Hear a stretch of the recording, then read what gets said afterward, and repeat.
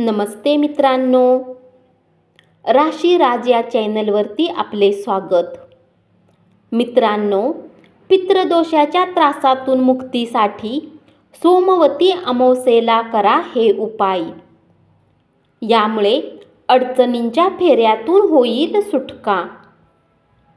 मित्रांनो, सर्व अमावस्यामध्ये श्रेष्ठ असलेली सोमवती अमावस्या लवकरच येणार आहे. जी अमावस्या सोमवारी येते त्याला सोमवती अमावस्या असे म्हणतात. सोमवती अमावस्येला भगवान शंकराची उपासना केल्याने इच्छित फळ मिळते असे सांगितले जाते. याबरोबरच ज्या घरात पितर नाराज असतात, ज्या लोकांच्या प्रगतीत अडथळे आणतात, अशांतीसाठी सोमवती अमावस्या खास ठरते. कारण पितृदोषातून मुक्ती मिळवण्यासाठी काही उपाय अमावस्येच्या दिवशी केल्याने समाधानकारक बदल घरात घडू शकतात. मित्रांनो, चला तर आपण पाहूया काय बदल करता येतील आपल्यात.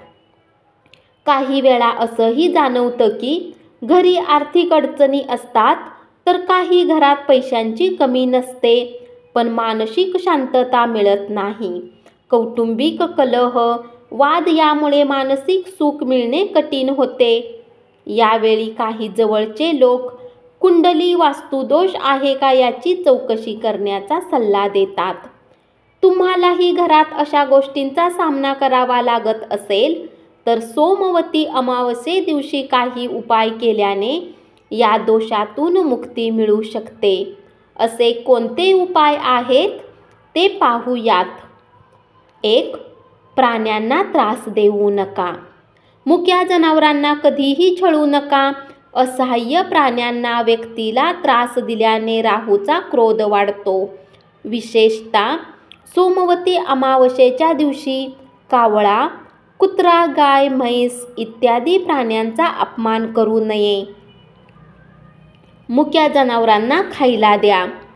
उन्हामुळे कासावीस झालेले आपण पाणी पिताच तृप्त होतो, तेच पशुपक्ष्यांचेही हाल होतात.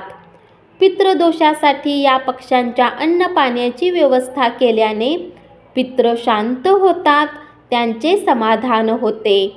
त्या पक्ष्यांच्या रूपात पितरांनाच अन्न पाणी दिले जाते. केवळ अमावस्ये दिवशीच नाही तर इतर वेळीही प्राण्यांची सोय करा. भगवान शंकर, माता पार्वतीची पूजा. सोमवती अमावस्येच्या दिवशी तुम्ही भगवान शिव आणि पार्वतीची अवश्य पूजा करा. यामुळे भगवान शंकरांची कृपा तुमच्यावर राहते. या दिवशी भगवान शिव आणि पार्वतीला तुळशीची पाने, कुंकू, शंख, नारळ आणि केतकीचे फूल अर्पण करावे.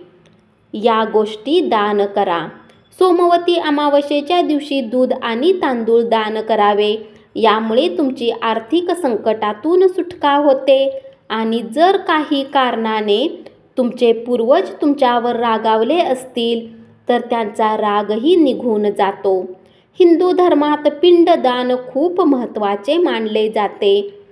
जर काही कारणास्तव तुम्ही तुमच्या पूर्वजांचे पिंड दान केले नसेल तर तुम्ही सोमवती अमावस्येच्या दिवशी पिंडदान करावे. याने पितरांचे अतृप्त आत्मेही तृप्त होतात. काळ्या तिळाचे दान. या दिवशी काही गोष्टींचे दान केल्याने फायदा होतो. सोमवती अमावस्येच्या दिवशी काळ्या तिळाचे दान अवश्य करावे. यामुळे पितरांचे दुष्कृत्यही दूर होतात आणि त्यांचा आशीर्वाद तुमच्यावर राहतो. यामुळे तुमची जीवनात प्रगती होते. तुम्ही मंदिरात काळे तीळ देखील दान करू शकता. धन्यवाद.